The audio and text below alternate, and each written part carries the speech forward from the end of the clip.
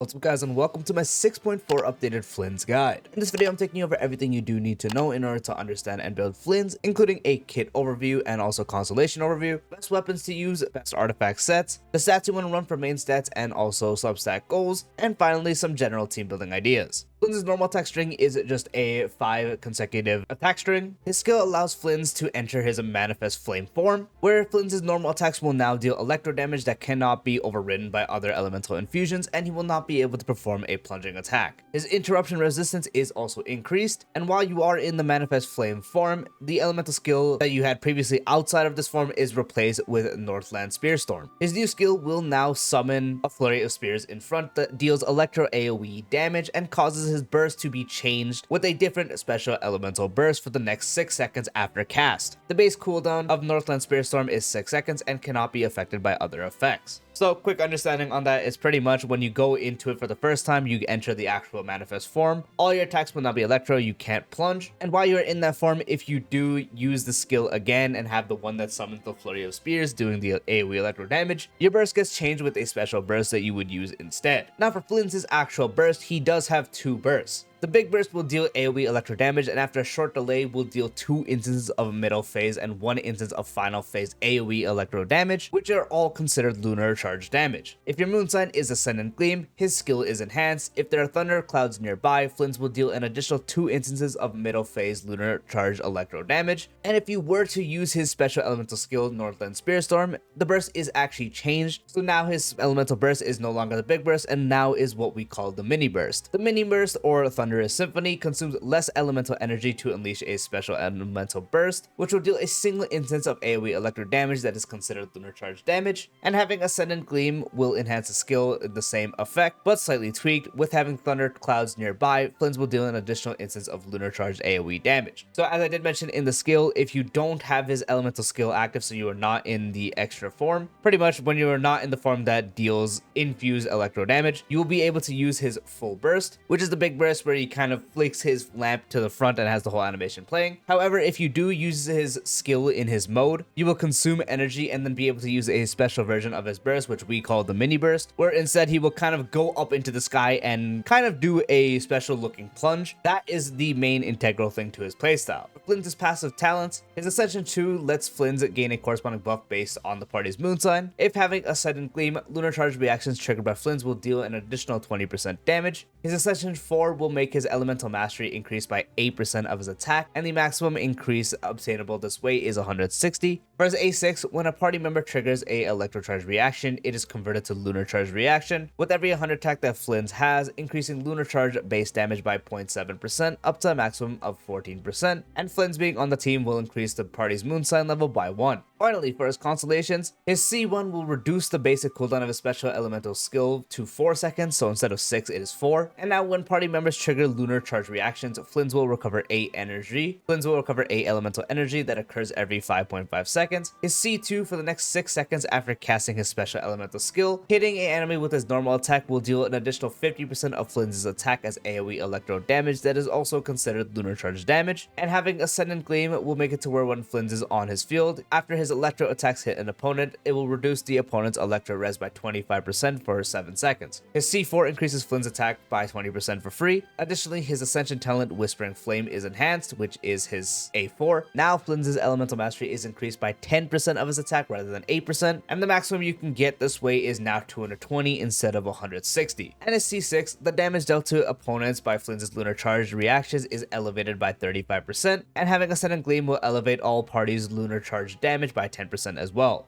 Now for Flins' weapons. There are 2 primary ones that are set above the rest, and the far and none best one is of course none other than his signature weapon, which for 3.5 seconds after an elemental burst is used, the equipping character's lunar charge damage dealt to enemies is increased by 36%. Also, after triggering a lunar charge reaction, the equipping character will also gain an effect where crit damage is increased by 28% for 6 seconds. They also will regain 12 elemental energy. Elemental energy can be restored this way every 14 seconds. This weapon has a high base attack of 674, which is also good for his overall performance since he does also want to be built with attack. On top of that, providing 22.1% crit rate is also helpful for building. It's not an insane amount of crit rate where this weapon will actually make you overcap quite easily, which is why it is a good balance between the crit rate that it does provide while also having a high base attack. The effect itself is of course perfect, as it's increasing lunar charge damage, which is all of Flins' damage mainly, and lunar characters also do want to be built with crit, and the actual effect is giving you 28% crit damage after triggering a lunar charge reaction, which he can do. So effectively it's giving you 22.1% crit rate and also 28% crit damage, which is very good. To top it all off, it is providing you elemental energy of 12, which is going to significantly help with building him and his ER requirements, as it does lower the total amount you will need in order to ensure you have enough to get 2 mini bursts or 3 mini bursts if C1, making this overall the far and none best in slot you can use.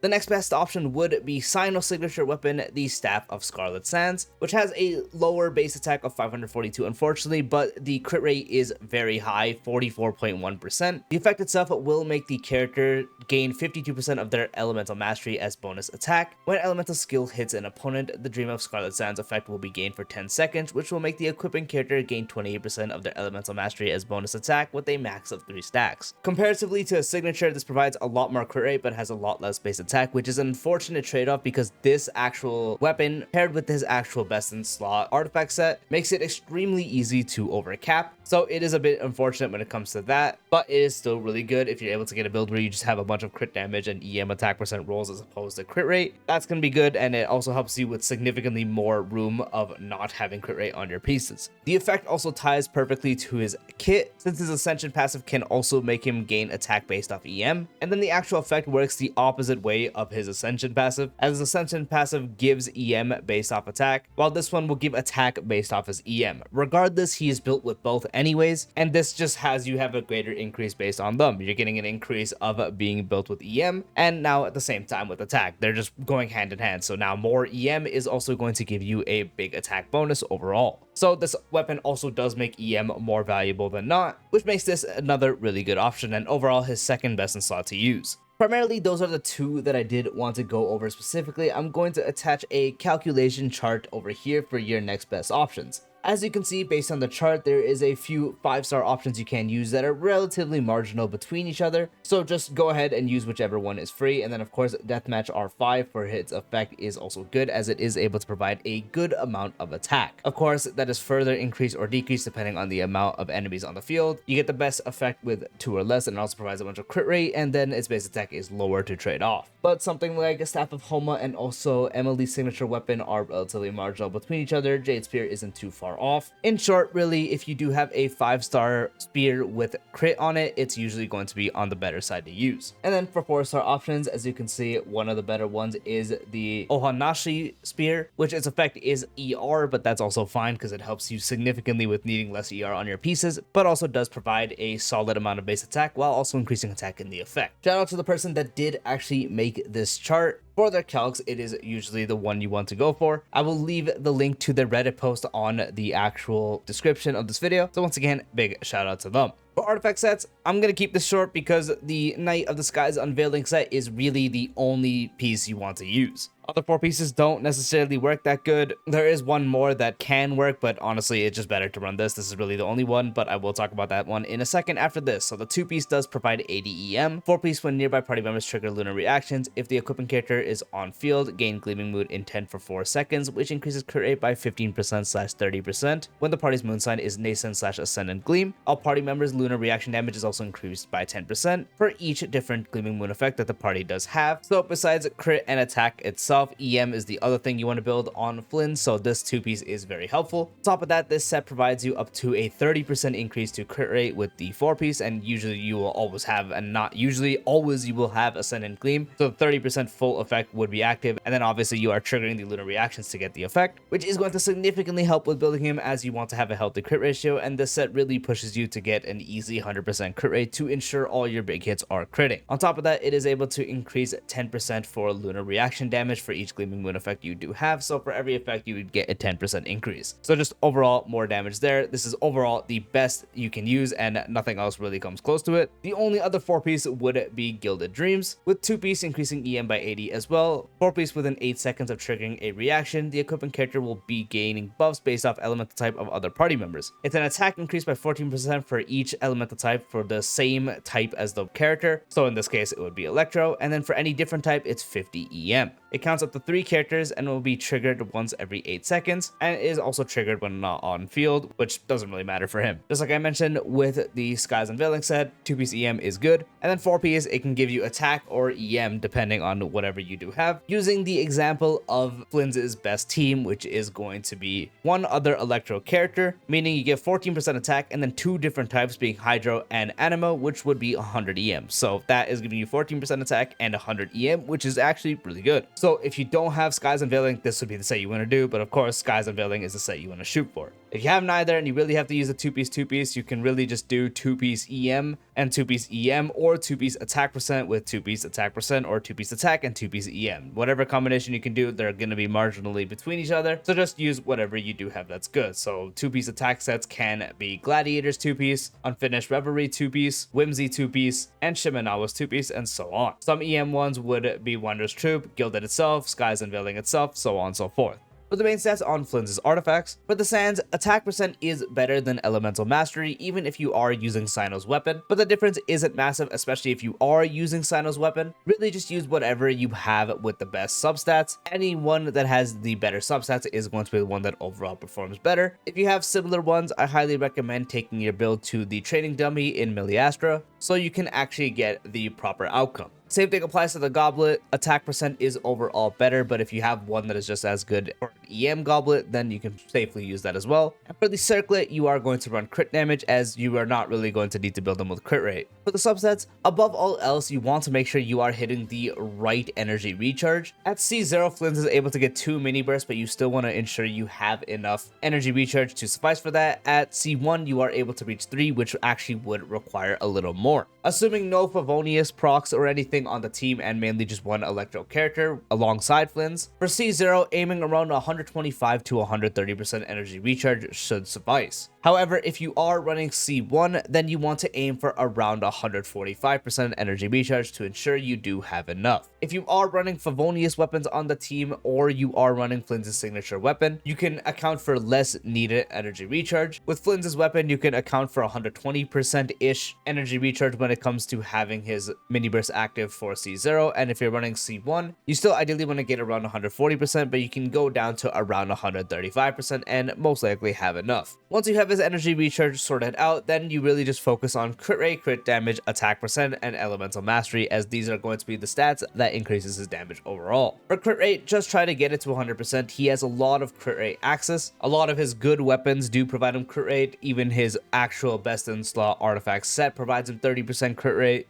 Getting close to 100% shouldn't necessarily be a problem, so that would be a good goal to have, just to ensure your big hits of Lunar Electrocharge damage is in fact critting. For crit damage, getting around 200% or higher is going to be good. Of course, that changes depending on your weapon. If you have a crit damage weapon such as Homa, then of course you would aim for even higher, such as like 230 or even 250, but ideally just around the ranges of 200% or higher. He does ascend with crit damage, and you're running crit damage circlet, so getting around 200% shouldn't necessarily be difficult, so the more the better. For attack, aim around 2.3k. If you're able to reach 2.3k in battle, that's good. Getting it higher would obviously be better, as attack is the main stat you do while on Flins. And then for elemental mastery, really just get as much as you can. You're still mainly focusing on attack percent. Even if you're running Sato's weapon, the EM rolls you do get is a bonus. So even having around 150 EM is going to be really good. It's just that stat actually has more value as opposed to a different build, since EM does directly affect scaling, but it's not something you are going out your way to build. You're still mainly focusing on attack.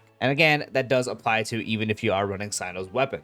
And finally, for team building for Flins. So his best undisputed partner, which is going to be the biggest increase you can get with the team on him, is none other than Anefa. Anefa is really the undisputed teammate you want to run. She should really be your next option with him. She is going to provide the most, providing sustainability, a good EM buff off her ultimate, and then also the increase of lunar reaction damage you can get overall for lunar charged. Also just adds a bunch of damage off field herself. So these two are really the pair you want to do with any team combination. The third slot is going to be Colombina, so if you do have her, she would go there. Last slot is usually always going to go to Sucrose. Sucrose is great because of her EM buff, very short field time, and also her ability to hold Thrilling Tales, and then obviously the Viridescent Venerer shred that she can hold. So this is the absolute best team you can run with Flins. A substitute for Sucrose if you are for some reason using her on a different team and not his. Instead, you can use Shalodin, as she also is able to shred. but it would be a pretty big downgrade, but the option is there. A substitute for Columbina is going to be Aino. Aino would be the next best option to use on this team, especially if you have higher dupes on her. But even if you don't, Aino would be the option you would use. If you are not able to use Aino, then you would just use someone with high hydro applications such as Xingqiu.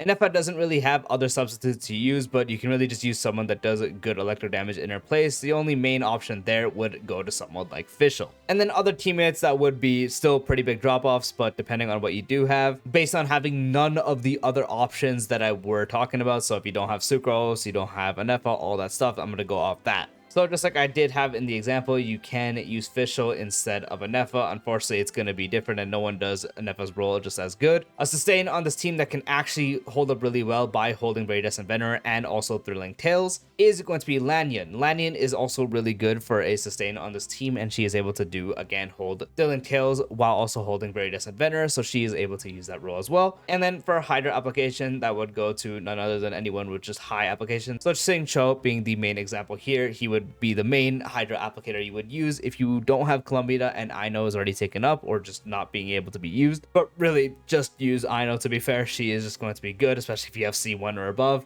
You don't even really have to build her. As you can see, mine is level 50. You really just have enough ER to do enough to where her skill provides her a good amount of ER to get her ultimate quick. You ult, and then you switch out, and then that's really it. She doesn't really do any damage for the team, so you don't really gotta do much. So she should be free, but if she is used, then of course you can just use Xingqiu there. A team like this is going to be significant drop-off. Again, the biggest drop-off is not having an Nefa. You definitely want to have an Nefa if you are using Flins. It's going to be a world of a difference, so definitely make sure you have a Nefa. The rest can be substitute. There still will be relatively big decreases, but it's not going to be as bad as not having an Nefa. I mean, of course, if you're running this team, you wouldn't run Lanyan because you already have a shielder, so in this case, you would use someone else. Again, in this time, you could just put on someone like Shalodin since Shalodin heals instead, so that can work out.